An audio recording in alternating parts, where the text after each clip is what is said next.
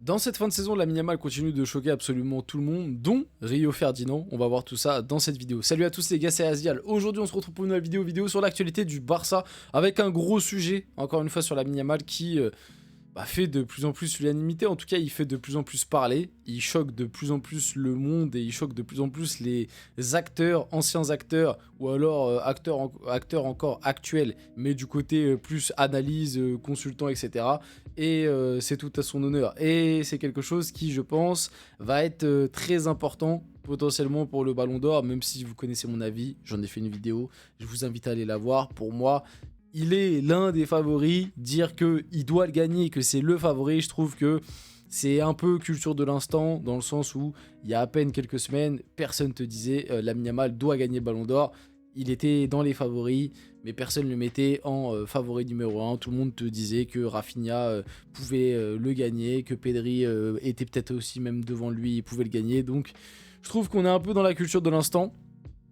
Et que un Dembélé, pour moi, avec le PSG, s'il prend la Ligue des Champions, il doit prendre son Ballon d'Or. Voilà, en termes de storytelling et tout, je trouverais ça bien plus cohérent que Lamine Yamal, même si ce serait aussi cool. Hein. Lamine Yamal, 17 ans, il y aurait quelque chose de très très cool à raconter. Mais entre guillemets, je pense qu'il a le temps. Hein. Il nous a montré qu'il avait un talent exceptionnel et qu'il avait la dalle, que l'élimination en demi-finale de Ligue des Champions n'avait pas impacté ses prestations et que ça a laissé présager que du bon pour l'avenir. Et je pense que les supporters du Barça sont très heureux parce qu'ils savent qu'ils ont un joueur qui potentiellement sur les 10-15 prochaines années va tout simplement tuer tout le monde. Voilà, va tout simplement marcher sur le reste des défenseurs, des équipes. Donc on va parler de tout ça dans cette vidéo.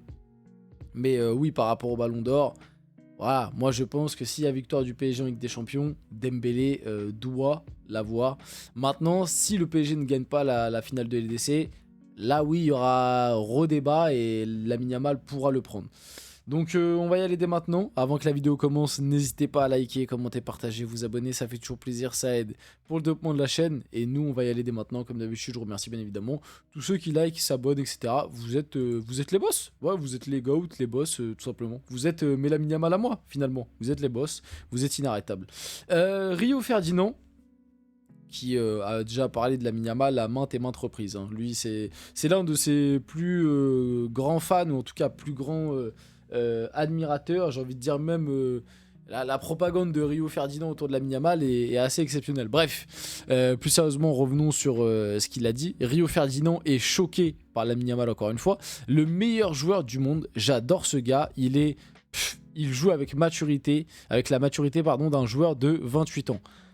Alors, si vite fait je réagis à sa déclaration, je comprends ce qu'il veut dire, dans le sens où Lamine Yamal, c'est vrai que pour un joueur de 17 ans, en fait, t'as jamais l'impression que l'événement il est trop gros.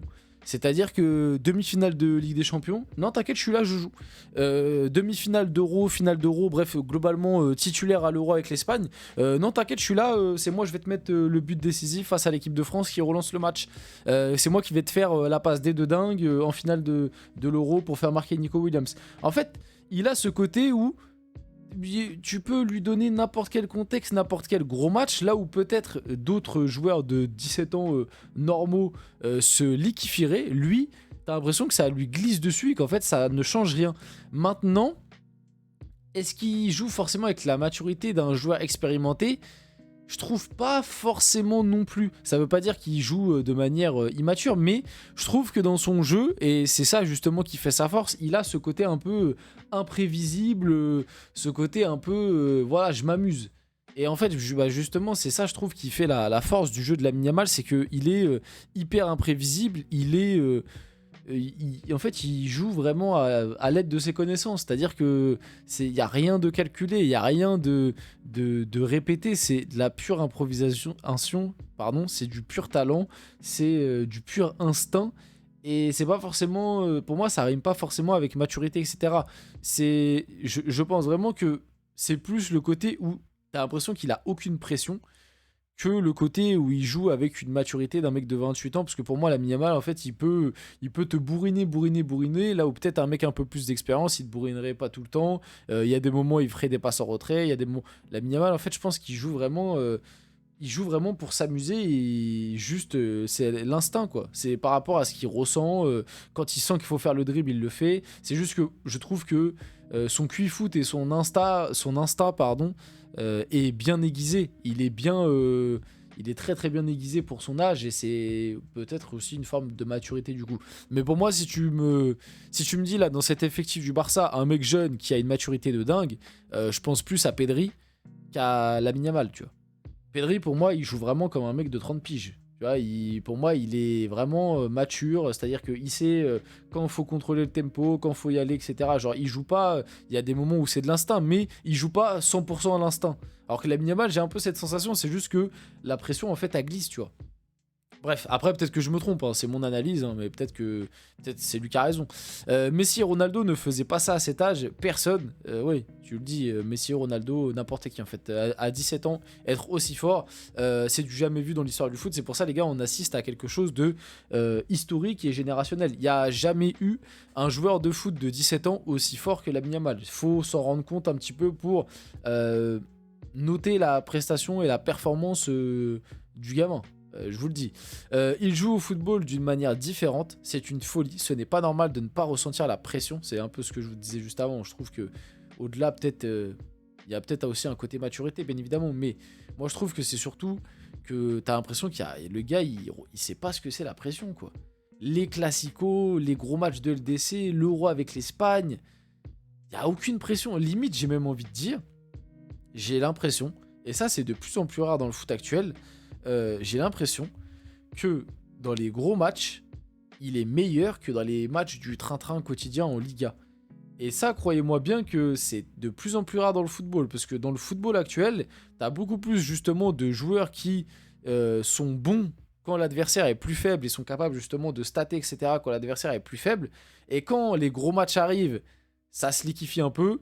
Tu vois, je pense, les exemples récents, je peux penser par exemple à un Harry Kane, pardon, même à l'échelle de sa carrière, il y a eu des saisons où il a été décisif tout le temps, mais un Lewandowski, tu vois, il a un peu aussi cette réputation de mec qui, dans les gros tours de Ligue des Champions, il peut passer un peu au travers. Un Zlatan était aussi connu pour ça, on va pas se mentir, même si Zlatan, moi je l'aime énormément, mais on va pas se mentir que c'était l'un de ses défauts. Et bref, t'en as plein des joueurs un peu comme ça dans, on va dire, la dernière génération et même la génération actuelle qui sont des monstres quand c'est le train-train quotidien, le championnat, etc. Mais dans les gros matchs à haute pression, Ligue des Champions et tout, ils sont capables de passer complètement au travers. Et Lamine Yamal, j'ai l'impression que c'est tout l'inverse. C'est-à-dire que dès que le match il est hyper important, il y a une pression de dingue, et ben il va être boosté, il va être encore plus fort que si c'était un banal match de Liga, quoi. Donc exceptionnel. Franchement exceptionnel. Donc c'est une folie, ce n'est pas normal de ne pas ressentir la pression. Ces 45 premières minutes face à l'Inter à l'aller, je n'avais jamais vu ça. Et encore, avec le recul, son match aller et sa première mi-temps au match aller face à l'Inter, c'est extraordinaire. Mais je pense vraiment que le match retour, limite, est meilleur. Parce qu'en fait, le match aller, il y a un peu le côté où, je pense, surprise côté Inter. Enfin, l'Inter savait que Lamine Yamal était extraordinaire, mais je pense que l'Inter ne s'attendait pas à ce qu'il soit autant dans une soirée de dingue, de 1. Et de 2, je pense que le Barça n'avait pas forcément préparé un plan anti-Lamine Yamal. Alors que pour moi, au retour, il y avait clairement un plan anti-Lamine Yamal. Il y a clairement, les attitudes, elles ont changé quand Lamine Yamal touchait le ballon. Et malgré ça, au retour, il t'a quand même fait des dingueries. Mais des dingueries, mais laisse tomber. Et je trouve que c'est pour ça qu'avec le recul, limite, j'ai l'impression que le retour, il a été encore plus fort qu'à l'aller.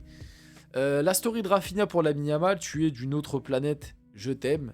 C'est un alien. Ouais, Rafinha, t'as raison, c'est un alien. Et du coup, ouais, il est peut-être passé devant toi dans ce côté favori au Ballon d'Or désormais. Et c'est dommage, parce qu'en vrai, Rafinha, cette saison, il aurait... Enfin, si, je pars du principe que si jamais le PSG gagne pas la LDC, c'est vrai qu'un Rafinha, il aurait pu quand même, par rapport à la saison qu'il a faite aussi, qui est extraordinaire, il aurait pu aller chercher un BO. Voilà, mais c'est dommage que Lamine Yamal ce soit juste un alien et qu'il se soit réveillé, quoi. Ça y est, la machine est lancée.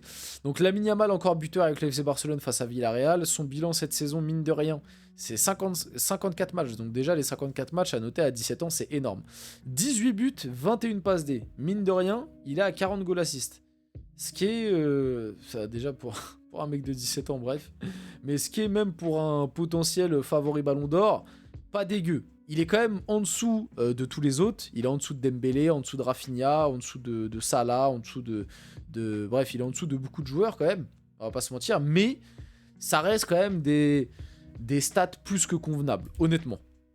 Il a aussi été élu homme du match face à Villarreal, alors que le Barça a perdu, c'est quand même à noter. Et pour finir la vidéo, ça c'est quand même un truc où l'année prochaine, l'annonce je pense va faire le buzz, et je pense que les maillots Lamine Yamal vont se vendre comme des petits pains, mais l'année prochaine, Lamine Yamal héritera du numéro 10, ça veut dire bye bye Ansu Fati. On finit la vidéo là-dessus, j'espère que cette vidéo vous a plu, c'est le cas, n'hésitez pas à liker, commenter, partager, vous abonner les gars, c'était Azial, on se retrouve très rapidement pour une prochaine vidéo.